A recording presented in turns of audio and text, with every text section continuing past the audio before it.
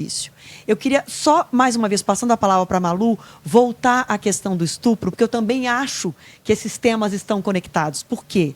Quando a gente fala que as meninas, as menores de 14 anos, são as grandes vítimas de estupro no nosso país, a gente está, eu conecto diretamente isso aos dados que mais adiante a gente vai ter de violência contra as mulheres. Porque essa menina, que antes de se tornar uma mulher, já foi violentada, e, de alguma forma, também nesse ambiente doméstico, em que o agressor muitas vezes é o padrasto, o tio, o pai, o irmão, o sobrinho, enfim, está dentro daquele ambiente doméstico, essa menina foi ensinada que ela tem que aceitar as violências.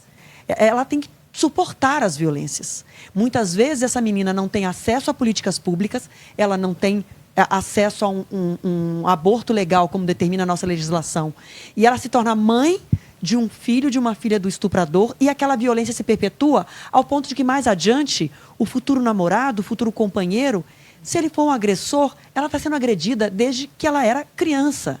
Então, acho que não dá para falar de combater a violência contra a mulher que hoje está namorando, que é uma adulta, que está apanhando, sem falar dessa violência brutal e terrível que são os estupros de menores, né? Eu acho que essa é uma realidade que a gente precisa conectar e condenar e combater, né, Malu? Certamente. A gente vê que os casos de estupro, quando a gente olha na sua totalidade, né, que considera o estupro de vulnerável, mais o estupro de pessoas que não estão em situação de vulnerabilidade, né? Cerca de 70% a 78% dos casos, quando a gente olha aqui para o estado de São Paulo, eles são cometidos contra pessoas, né, vulneráveis, ou seja, aquelas que são menores de 14 anos ou que se encontram por seja alteração do estado mental, seja por fatores psicológicos ou de alguma deficiência que essa pessoa possua, não tem como responder por aquele ato sexual, então é considerado caso de estupro. E é um percentual muito alto, né? Quando você está pensando que para estupro de vulnerável chega a quase 80% dos casos, olhando novamente, né, aqui para São Paulo, e a gente vê que esses números têm aumentado significativamente ano após ano, mês após mês, né? O Instituto Sou da Paz ele faz esse monitoramento mensal desses dados, tanto do feminicídio quanto dos casos de estupro. É uma situação alarmante, né? O que a gente vê de resposta da sociedade e de investimento em políticas que, de fato, vão atacar esse problema. Como as colegas aqui já mencionaram, né? Falta para essa criança, falta tanto para esse menino quanto para essa menina que está ali sendo criado, né? Sendo condicionado enquanto ser humano, aprendendo a viver em sociedade, uma referência. E, às vezes, a referência que ela vai ter em casa, na verdade, é o próprio agressor.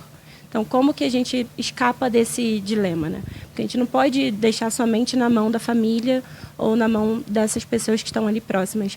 E aí, acho que faço coro com o que a Carolina trouxe, né? De que é realmente muito importante que isso esteja nos currículos das escolas, que educação, tanto sexual ou quando a gente vai falar sobre violência, seja um assunto que seja abordado com essas crianças desde o início, para que não se escalone e não se chegue a um caso tão grave quanto é o feminicídio, né? Tão mais grave, né?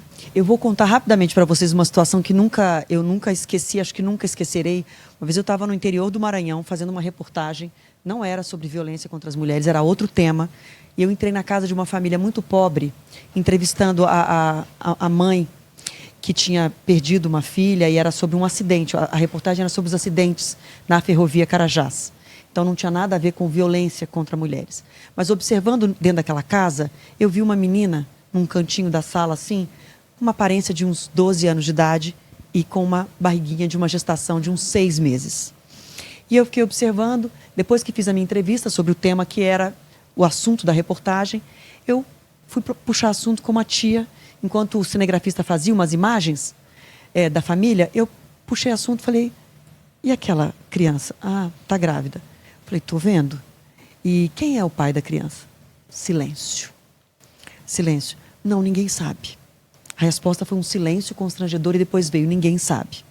E aí eu me dei conta que o agressor estava ali, entre nós, naquele ambiente. E saí daquela casa, liguei para o Conselho Tutelar e fiz uma denúncia de que eu tinha acabado de sair da casa de uma família e que tinha uma criança de 12 anos grávida e que quando eu tentei saber quem era o pai, se ela tinha um namorado, quem era o pai daquela criança, não houve uma resposta tipo ninguém sabe. E isso é um sinal claro. Por que eu estou colocando isso para vocês assim? Porque enquanto a gente não ensinar, né, para as meninas que elas não podem aceitar grito e para os meninos que eles não podem gritar, enquanto a gente não ensinar para essas meninas mais pobres que esse tipo de agressão que ela está sofrendo é ainda muitas vezes pior do que um grito, a gente não avança. Então, a gente tem que ensinar em muitas esferas, né? A gente tem que ensinar em muitas frentes. Agora, para essa menina lá do interior do Maranhão, o Estado não chegou.